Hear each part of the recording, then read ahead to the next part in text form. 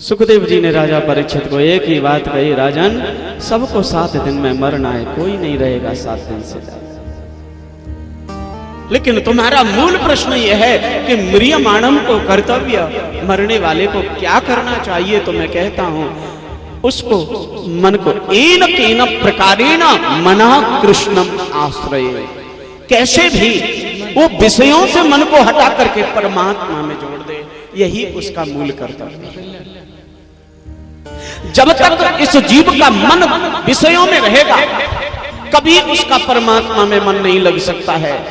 परमात्मा में मन लगाना है तो विषयों को सोचना बंद करके परमात्मा के लिए सोचे, उसी का स्मरण करे, उसी का भजन करे, उसी का चिंतन करे, तो उसको 7 दिन में वो मिलेगा जिसके लिए जीव मानव शरीर प्राप्त करके। लेकिन यहां करते उल्टे हैं दुनिया में। हम लोग, दुनिया के लोग उल्टा करते हैं। जिसको 7 दिन में परमात्मा में मन लगाना चाहिए, एना केना प्रकारेण मनः कृष्णम आश्रित, उसके उल्टा कर देते। क्या करते हैं?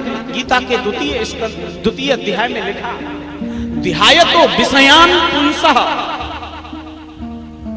संगस्तेषोपजायते संगात् संजायते कामः कामात् क्रोधो विजायते क्रोधात् भवति सम्मोहः सम्मोहात् स्मृति विभ्रमः स्मृति भ्रशात् बुद्धिनाशो और बुद्धिनाशात् प्रणश्यते। आदमी विषयों का चिंतन करता है और जब विषयों का चिंतन करेगा, किसी का चिंतन करेगा तो उसकी संगति होगी। आप ध्यान रखना, जो आदमी जैसा सोचता है वैसा बन जाता है, ये सिद्धांत है। आप विषयों को सोचोगे, अगर किसी टेंशन के बारे में सोचोगे तो टेंशन ही बढ़ेगी, ये निश्चित है। अगर भजन के बारे में सोचोगे तो भजन बढ़ेगा ही, ज्ञान के बारे में सोचोगे तो ज्ञान बढ़ेगा, संतोष के बारे में सोचोगे तो संतोष बढ़ेगा, भक्ति के बारे में सोचोगे तो भक्ति बढ़ेगी, और किसी स्त्री के बारे में सोचोगे तो विषय उत्पन्न होगा, संग होगा। संग होगा तो संगात जायते कामा, काम जागृत होगा, और काम जागृत हुआ, कामना जागृत हुई और कामना की पूर्ति नहीं हुई तो फिर कामात जायते क्रोध, फिर क्रोध आएगा, गुस्सा आएगा, और गुस्सा आया तो गुस्सा से क्या होगा? भवति सम्मोह, क्रोध से सम्मोह होगा, और सम्मोह माने भ्रम, भ्रम होगा, और जब भ्रम होगा तो सम्मोहात् भवति बुद्धिनाश, बुद्धिनाश हो जाएगा, और बुद्धिनाश हुआ तो बुद्धिनाशात् प्रणश्यति, बुद्धिनाश होने पर आदमी विनाश को प्राप्त हो जाता है। इसलिए ध्यान देना, कैसे भी मन को कृष्ण में लगाओ, ये प्रयत्न। सुखदेव जी ने कहा तो राजा परीक्षित गदगद हो गए, मन में सोचने लगे, यही तो मैं सुनना चाहता था कि मन को कृष्ण में लगाया जाए। जिन भगवान कृष्ण का दर्शन करते हुए मेरा जीवन मरने से बचा, उन्हीं कृष्ण में मन लगाना, यही तो मैं चाहता था, प्रभु यही चाहता था। लेकिन उनके अनेक रूप हैं, कौन कौन से रूप में कैसे कैसे भगवान का अवतार हुआ और कैसे उनमें मन लगाया जाए, ये युक्ति तो बताओ सुखदेव जी। कैसे ये सृष्टि बनी, कैसे उस कृष्ण में मन लगे, कैसे उस समय श्रद्धा जगे, कैसे हम जाने कि जो भी हम देवता का यजन पूजन कर रहे हैं वो कृष्ण के लिए कर रहे हैं। ये सृष्टि कैसे उत्पन्न हुई, ये हमें कथा सुनाओ। तो आइए सुनते हैं सृष्टि के उपक्रम को। इस सृष्टि के उपक्रम को सुनाने के लिए राजा परीक्षित को सुखदेव जी सुना रहे हैं। हे राजन, पाताल में तस्य हि पादमूलम। सबसे पहले तो राजन ये समझ लो, वो जो भगवान कृष्ण हैं जिनका दर्शन करते हुए तुम्हारा अवतार हुआ है, वो भगवान कृष्ण विराट स्वरूप से वही संसार को संचालित कर। ये पूरा संसार उन्हीं का रूप है। किसका? भगवान कृष्ण। समझते रहना थोड़ी बात को, क्योंकि इसमें बहुत सारे लोगों के भ्रम टूट जाएंगे, गलत फहमियां नष्ट हो जाएंगी। कुछ लोगों के दिमाग में चलता है ना कि ब्रह्मा जी बड़े, कोई मन में सोचता नहीं शंकर जी बड़े, शिव पुराण पढ़ लिया तो नहीं शंकर जी सबसे बड़े, और विष्णु पुराण पढ़ लिया तो उनको लगता है कि विष्णु भगवान सबसे बड़े हैं, देवी पुराण पढ़ लिया तो लगता है कि देवी सबसे बड़ी है, और अगर किसी ने भविष्य पुराण पढ़ लिया तो लगता है सूर्य भगवान ही सबसे बड़े हैं, नारद पुराण पढ़ने पर लगता है नारद जी सबसे बड़े हैं। ये ब्रह्म की स्थिति में हम जी रहे हैं। तो कई बार लोगों को लगता है कि किसकी पूजा करें, और कुछ लोग तो ऐसे भी ब्रह्म में बैठे वो कहते हैं ये कोई देवता है ही नहीं है, देवताओं की पूजा बंद करो, किसकी पूजा करो, बोले यज्ञ नारायण भगवान की। कुछ ऐसे भी समाज है हमारे यहाँ धार्मिक हैं, लेकिन वो कहते हैं नहीं, मूर्ति पूजा मत करो, ये मूर्ति पूजा शास्त्र विरुद्ध है। अरे जिस मूर्ति को हमने भगवान का रूप दिया वो भगवान कैसे हो सकता है? भगवान जगत का पिता है, और जिस मूर्ति के भगवान को हमने बनाया अपने हाथों से, छेनी हथौड़ों से, तो परमात्मा सबको बनाता है। जिस मूर्ति को हमने हाथों से बनाया तो वो जगत का पिता कैसे हो सकता है? बल्कि हम उसके पिता हैं। कह दो प्रेम से, भाई हमने मूर्ति बनाई तो हम उसके पिता हुए कि नहीं? तो कायदे से हम क्यों पूजा करें उसकी? उनके मानने में केवल वो पत्थर की मूर्ति भगवान है। उनकी गलत फहमी इतनी है कि वो इतना जानते हैं कि ये पत्थर की मूर्ति ही भगवान है। असल बात मैं आपको बताऊं ना, ये पत्थर की मूर्ति भगवान कब से हुई? कभी नहीं थी, न पहले थी, न अब है, न आगे रहेगी। मूर्ति में भगवान है अब। असल बात समझने की यह है कि मूर्ति में भगवान नहीं है, भगवान हमारी भावना में है। न भगवान निराकार है, न भगवान साकार है, भगवान तो भक्त की भावना के तदाकार है। जरा सुन लेना, वो जो निराकार और साकार की लड़ाई में पड़ जाते हैं, वो अधूरा ज्ञान है। पूर्णता पे पहुंचोगे तो तुम पाओगे। और मेरी बात को अगर तुम्हारे तर्क पे सही बैठे तो मानना, नहीं मत मानना। मूर्ति में भगवान नहीं है, मूर्ति में भगवान तब है जब हमारी भावना में भगवान है। आपको प्रत्यक्ष में उदाहरण से समझाऊं। अगर मूर्तिकार जो मूर्ति बनाता है ना, उसको मूर्तिकार कहते हैं। मूर्तिकार जब मूर्ति बनाता है ना पत्थर में से, तो सही विचार करके बताना, क्या मूर्ति को पहले बना देता है या उसकी भावना में पहले भगवान की मूर्ति बन जाती है? पहले पत्थर में मूर्ति बनती है क्या उस मूर्तिकार के हृदय में पहले मूर्ति बनती है? जब मूर्तिकार मूर्ति बनाने बैठता है ना, तो ध्यान देना, पहले उसकी भावना में मूर्ति बन जाती है। और जब उसकी भावना में, हृदय में, बुद्धि में मूर्ति बनती है ना, उस भावना में बनी हुई मूर्ति को आकार देता है केवल पत्थर में। वो पत्थर में केवल भावना से मूर्ति बनाई गई है। जो भावना में बनी वो मूर्ति उकेरी गई है। उस मूर्ति में पहले नहीं भगवान आए, भगवान पहले भक्त की भावना में आए। अगर उसके हृदय में हनुमान जी का भाव आया है, उसी पत्थर में से वो हनुमान जी की मूर्ति बना देता है। अगर उसके हृदय में देवी का रूप आया है, भाव आया है, उसी पत्थर में से देवी बना देता है मूर्तिकार। अगर उसके मन में कृष्ण भगवान का भाव आया है, तो उसी पत्थर में से कृष्ण बना देता है। ध्यान देना, मूर्ति में भगवान तब आया जब मूर्तिकार भक्त के हृदय में भगवान आ गया। असल बात यह है, मूर्ति में भगवान नहीं, भक्त की भावना में भगवान है। नहीं तो आप मंदिर के सामने होकर के किसी मुसलमान भाई को निकलते देखना, क्या वो मंदिर को देख के सजदा करता? क्या वो प्रणाम करता? नहीं करता। क्योंकि उसके हृदय में भावना नहीं है मंदिर के प्रति कि यहाँ भगवान है। लेकिन जब कोई हिंदू निकलता, उसके हृदय में भावना है, तो वो मूर्ति को प्रणाम करता, मेरे भगवान विराजमान। मस्जिद में, मस्जिद के सामने होके हिंदू निकल के जाए तो उसका सिर नहीं झुकता सजदा के लिए, क्योंकि उसकी भावना नहीं है वहां यहाँ खुदा है या भगवान है। लेकिन वहां मुसलमान जाए तो वो सजदा करते हुए जाता है, सलाम करते हुए जाता है। उसको मालूम है कि मेरा खुदा है। असल बात यह है कि न तो उस मस्जिद में खुदा है, न मंदिर में भगवान है। ये सब में भगवान तब है जब हमारी भावना में भगवान है। इसलिए भावना को महत्व दो। भावना है तो सब जगह भगवान है, भावना नहीं तो कहीं भी नहीं है। एक बार बंधु, एक शराबी मस्जिद में बैठ के शराब पी, तो वो मौलवी साहब आए, बोले क्या करता है? निकल जा यहां से, तुझे मालूम नहीं कहां शराब पी रहा, ये मस्जिद है, खुदा का घर है। और वो शराबी भी रहा होगा छठा हुआ महाराज, वो भी बोला महाराज मौलवी साहब सुनिए, या तो मुझे पी लेने दो मस्जिद में बैठकर, या तो मुझे पी लेने दो इस मस्जिद में बैठकर, या वो जगह बता दो जहां तेरा खुदा नहीं।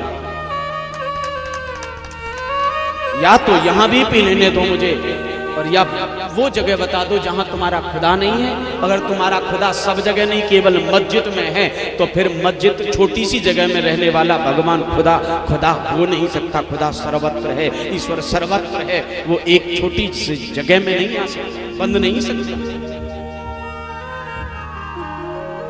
भावना में भगवान है, मूर्ति में नहीं। इसलिए सुखदेव जी कहते हैं राजा परीक्षित समझने की कथा है, तो जिस ब्रह्म कृष्ण के बारे में समझना चाहता है कि वो कैसे हैं, कैसे कैसे उसका यजन करें, तो सुन। पाताल में तस्य हिपादमूलम पठन्ते पाष्णिर्रसातलम च। पाताल एतस्य ही पादमूलम, वो विराट स्वरूप भगवान है ना, उनका पाताल को पैर का तलवा है। पाताल एतस्य पादमूलम, और पठन्त पाष्णी प्रबदे रसातलम, रसातल पैर है, बितल उनके घुटने हैं, तलातल उनकी जंघाएं हैं, रसातल उनकी जंघा के ऊपर का भाग है, अतल उनकी कमर है, पृथ्वी उनका उदर है, पेट है, नक्षत्र लोक उनका वस्ती क्षेत्र है, स्वर्ग उनका हृदय है,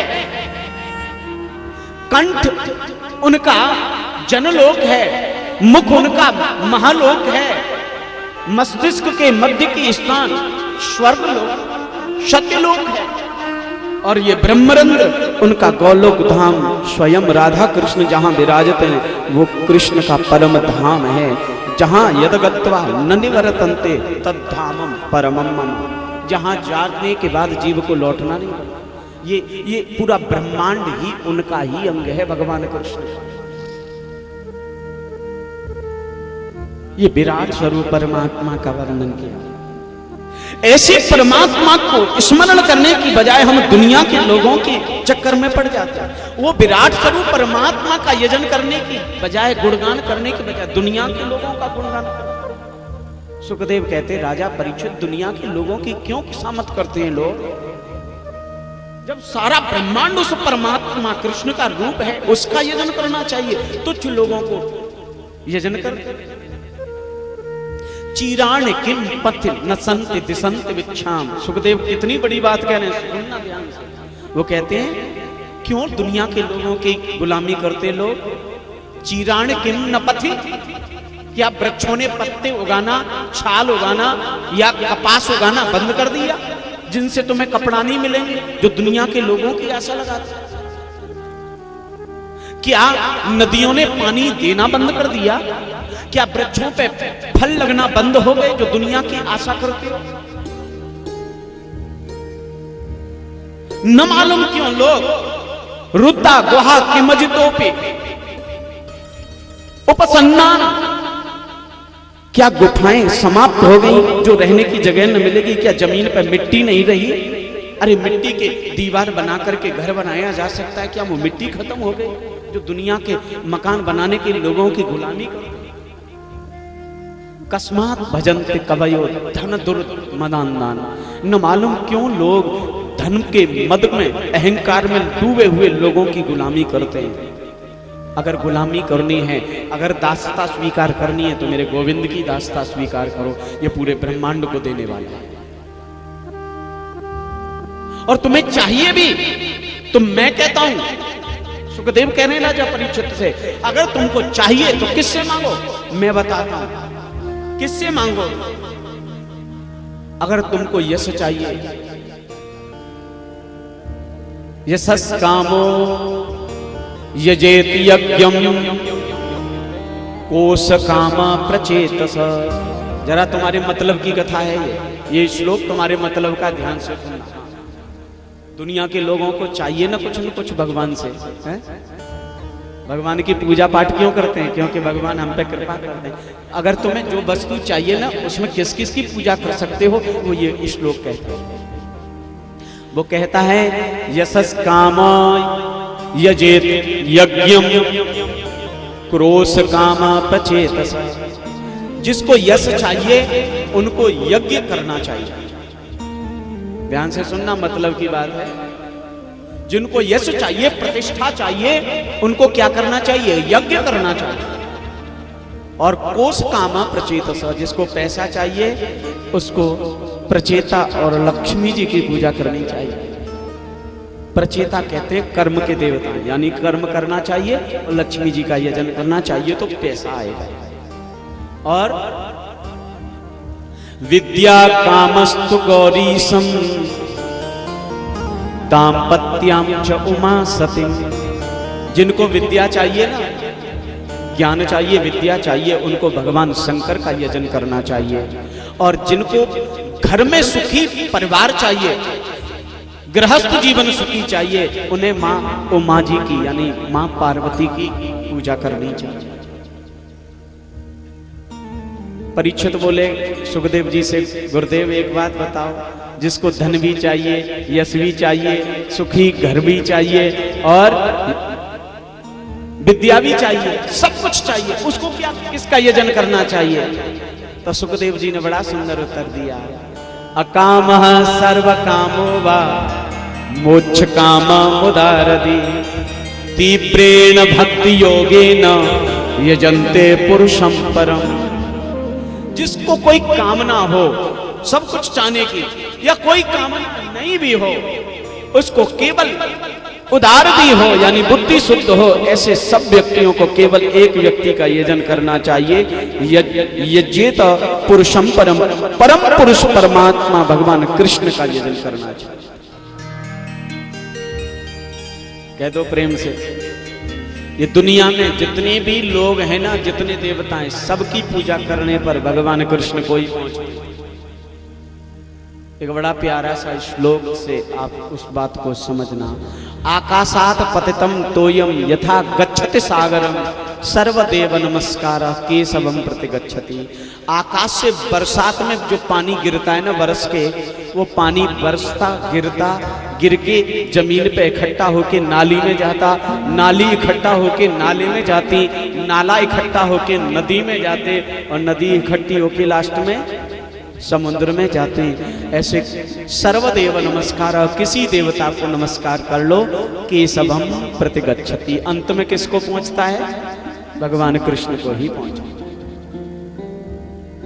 ऐसे विराट स्वरूप परमात्मा का वर्णन किया और फिर कहा, हे राजा परीक्षित, 10 लक्षण वाली भागवत के और सृष्टि के विषय में मैं तुझे सृष्टि का उपक्रम सुनाता हूं। कैसे सृष्टि बनी, कैसे आगे बढ़ी, ये सुननी। सबसे पहले ओंकार शब्द का नाद हुआ। जरा यहां से समझने की कथा है।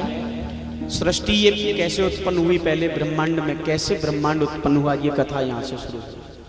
सबसे पहले केवल एक शब्द नाद हुआ, ओम।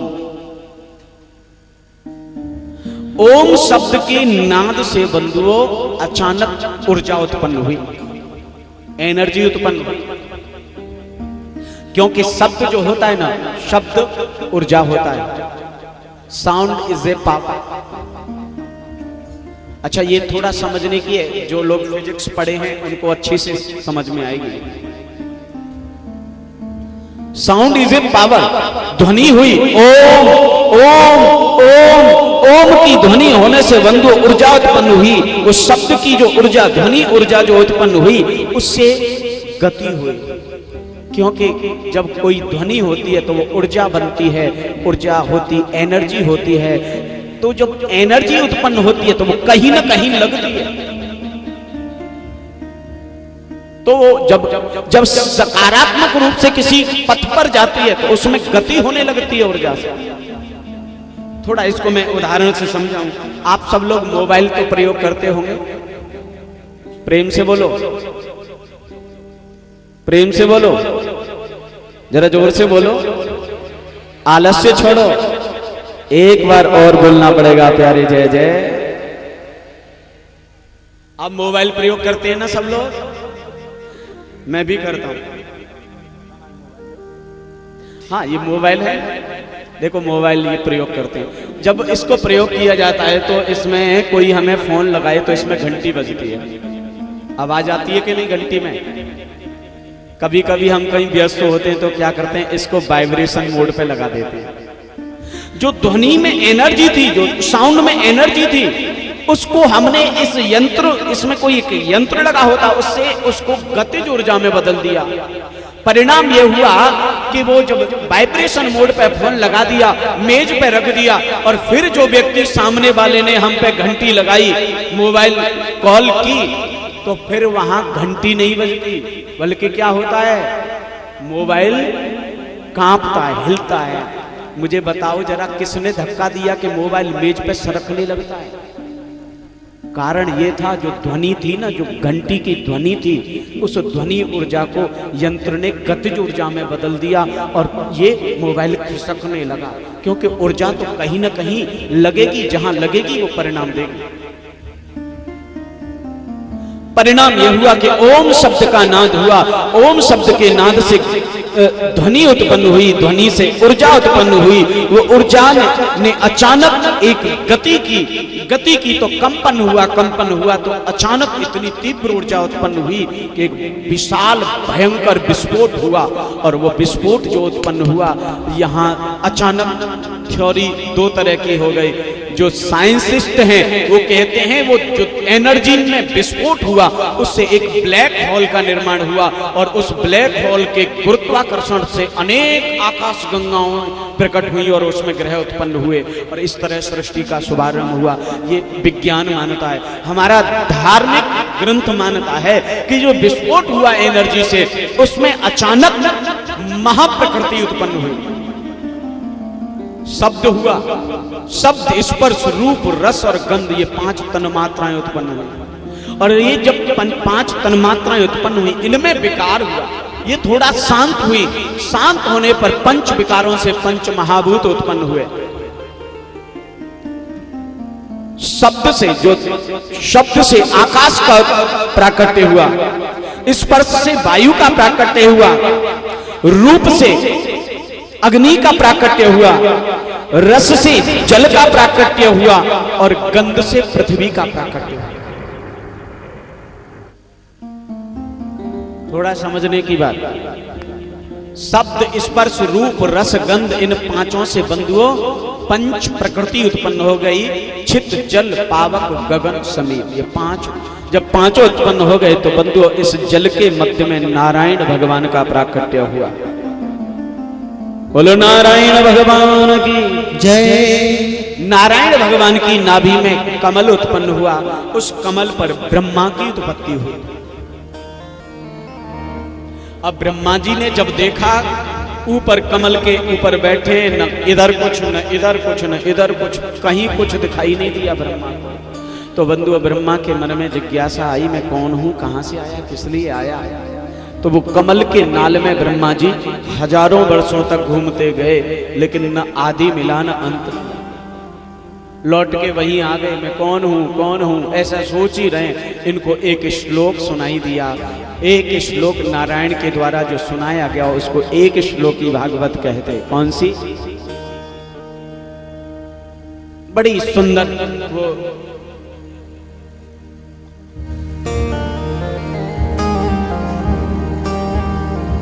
एक श्लोक की भागवत सुनाई दे। अत्र सर्ग विसर्गश्च स्थान पोषणमूतय। सर्ग, विसर्ग, स्थान, पोषण, ऊति। सबसे पहले सृष्टि का प्रारंभ का शब्द है सर्ग। सर्ग का मतलब है उत्पन्न होना। विसर्ग का मतलब होता है स्थापना हो। फिर स्थान को स्थापित करना, पोषण करना, ऊति माने उसकी सुरक्षा करना,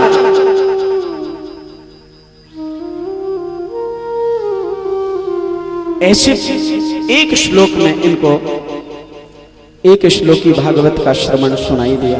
उसमें इनको प्रेरणा मिली कि हमें सृष्टि को आगे बढ़ाना है, सर्ग करना है, फिर निसर्ग करना है, फिर स्थान, फिर पोषण, फिर ओति, मुक्ति, आश्रय आदि के माध्यम से 10 लक्षणात्मक सृष्टि के वर्णन करने के लिए इनको संदेश मिल गया। ब्रह्मा के मन में आया, ठीक है, मुझे जैसा आदेश मिला मैं वैसा। ब्रह्मा ने सृष्टि का सर्ग करना प्रारंभ किया, यानी इसको विस्तार देना प्रारंभ किया। मन से सोचा, 4 बेटे उत्पन्न हो गए, सनक, सनंदन, सनातन, सनत कुमार। 4 बेटे उत्पन्न हुए। ब्रह्मा ने कहा, बेटे जैसे मैंने तुम्हें उत्पन्न किया तुम भी आगे सृष्टि उत्पन्न करो। इन तीनों ने मना कर दिया, नहीं पिताजी, हम नहीं करेंगे सृष्टि, हम तो भगवान का भजन करेंगे, हम तो भगवान का यजन करेंगे, हमारा जीवन भगवान के भजन के लिए। ब्रह्मा ने कहा, कोई बात नहीं। फिर मन से ब्रह्मा ने सोचा, 10 संतान हुए, मरीचि, अत्रि, अंगिरसहु, पुलस्त्य, पुलह, क्रतु, भृगु, वसिष्ठ, दक्षश्च, दशमस्तत्र नारद। 10 संतान उत्पन्न हुई। कौन कौन सी? मरीचि, अत्रि, अंगिरा, पुलस्त्य, पुलह, क्रतु, भृगु, वसिष्ठ, दक्ष और 10वें है नारद जी। ये 10 संतान उत्पन्न हुई और 10 संतानों को कहा कि बेटा जैसे मैंने तुम्हें उत्पन्न किया तुम भी सृष्टि करो। और जरा ध्यान देना, ये सृष्टि 3 तरह की सृष्टि में से एक प्रकार की सृष्टि है। हमारी यहां सृष्टि 3 प्रकार से 4 भागों में उत्पन्न हुई है सृष्टि। 3 प्रकार की सृष्टि 4 भागों में उत्पन्न हुई है। पहली सृष्टि है मानसी। मानसी माने मन से सोचे और संतान उत्पन्न हो जाए। कह दो प्रेम से। लेकिन ध्यान देना, ये सुविधा कलयुग में बंद कर दी गई है। ये सतयुग, द्वापर, त्रेता 3 युगों में ये सुविधा खुली हुई थी कि कोई मन से सोचता कि मेरे बेटा हो जाए और बस बेटा हो जाता था। आज के किसी मेडिकल साइंस के स्टूडेंट को कहा जाए कि पहले बिना स्त्री, बिना पुरुष के मन से सोचो संतान हो जाए, तो संतान हो जाती थी, तो वो कहेंगे पागल है। कोई अगर आज कहे तो लगेगा क्या बात करते हो, बिना स्त्री पुरुष के संतान हो कैसे सकती? पर मेरे प्यारे होती। मानसी सृष्टि सतयुग, द्वापर, त्रेता इन 3 युगों में होती थी। मन से सोचो संतान होती। दूसरी सृष्टि होती है मैथुनी सृष्टि, जो स्त्री पुरुष के मैथुन करने से उत्पन्न होती है। तीसरी सृष्टि होती स्वेदज, जो स्वयं वो उत्पन्न हो जाती है, स्वयंभू, जिसको स्वेदज कहते हैं या स्वयंभू कहते हैं। आपने कभी अनुभव किया है? आप अपने घर में फल काट के रख दीजिए, जरा आम को थोड़ा सा काट के रख दीजिए, 2-4 दिन रखे रहने देना, 2-4 दिन बाद में उसको काट के देखना, उसमें कीड़े मिलेंगे। गाय गोबर कर देना, उसमें कुछ जौ के, गेहूं के कुछ दाने रह जाते हैं। वंधुओं 2-4 दिन बाद उस गोबर को देखना, उसमें कीड़े रेंगते दिखाई देंगे। क्या उसमें कीड़े पकड़ के डाले गए? एक कीड़ा डाला हो और उन्होंने मैथुन किया हो और उससे उत्पन्न हो गया हो वो कीड़े? नहीं मेरे प्यारे, अपने आप वो कीड़े उत्पन्न हो जाते। क्यों? तो वो स्वयंभू हैं, स्वेदज। वो प्रकृति के वातावरण में, हवा, वायु में घूम रहे हैं सूक्ष्म रूप से, जहां अनुकूलता देखते प्रकट हो जाए। ये मैथुनी सृष्टि हो रही है। ऐसा नहीं, मानसी सृष्टि का उत्पादन हो रहा है। मन से सोचा 10 बेटे हो गए, 10मस्तत्र नारद, 10वें नारद जी हैं। और ब्रह्मा बोले बेटा जैसे मैंने तुम्हें उत्पन्न किया ना तुम भी सृष्टि करो। नारद जी बोले पिताजी पागल हो रहे हो, हम कोई सृष्टि वृष्टि नहीं करेंगे। न बल्कि खुद ने सृष्टि करने से मना किया, बल्कि 9 भाई जो थे ना उनको भी ज्ञान दे दिया। नारद जी कहते हैं भैया काय के चक्कर में बड़े हो जाए, संसार के में सब भगवान का भजन करो, कोई नहीं रखा विवाह। मैं ना पढ़ूंगा ब्याह के चक्कर में, बेकार में झंझट लगाऊं। हाँ मैं तो मस्त रहूंगा, भगवान का भजन करूंगा। नारद जी ने खुद तो ज्ञान लिया, भाइयों को भी दे दिया। अब ये बात जब पिता ने ब्रह्मा ने सुनी तो ब्रह्मा को क्रोध आ गया, और ब्रह्मा को इतना क्रोध आया कि ब्रह्मा की आंख कांपने लगी क्रोध से, रोष उत्पन्न हो गया, क्रोध आ गया। परिणाम ये हुआ कि उनकी कांपती हुई आंखों में से एक बालक का प्राकट्य हुआ, जिसको रुद्र भगवान के रूप में जाना गया। वो रुद्र भगवान प्रकट हो गए। बोलो रुद्र भगवान की जय। और वो रुद्र भगवान जब प्रकट हुए तो बंधुओं कथा आती है, उनसे कहा बेटा संतान उत्पन्न करो। रुद्र भगवान बोले पिताजी जैसी आपकी आज्ञा मैं अभी करता हूं। और रुद्र भगवान गए सो उन्होंने बंधुओं सरीसृप वर्ग की प्राणी उत्पन्न कर दिए, जो जमीन पर रेंगते हैं ना, सरीसृप वर्ग। हाँ, सांप, कांतर, बिच्छू, छिपकली, डायनासोर, ये सब रेंगने वाले जीव उत्पन्न कर दिए। अब ये रेंगने वाले जीव उत्पन्न होकर के पूरी पृथ्वी पर छाने लगे। एक दिन ब्रह्मा ने सोचा मैं देखूं तो सही मेरे नाती पंती कैसे। तो आए ब्रह्मा जी और आकर के बोले रुद्र जरा दिखाओ तो सही हमारे नाती पंती कैसे हैं। पिताजी देखो। ब्रह्मा ने आके देखा तो वहां रेंग रहे हैं सांप, कांतर, बिच्छू, डायनासोर, ये रेंगते देखे। ब्रह्मा जी बोले ये क्या उत्पन्न किया? बोले संतान उत्पन्न किया।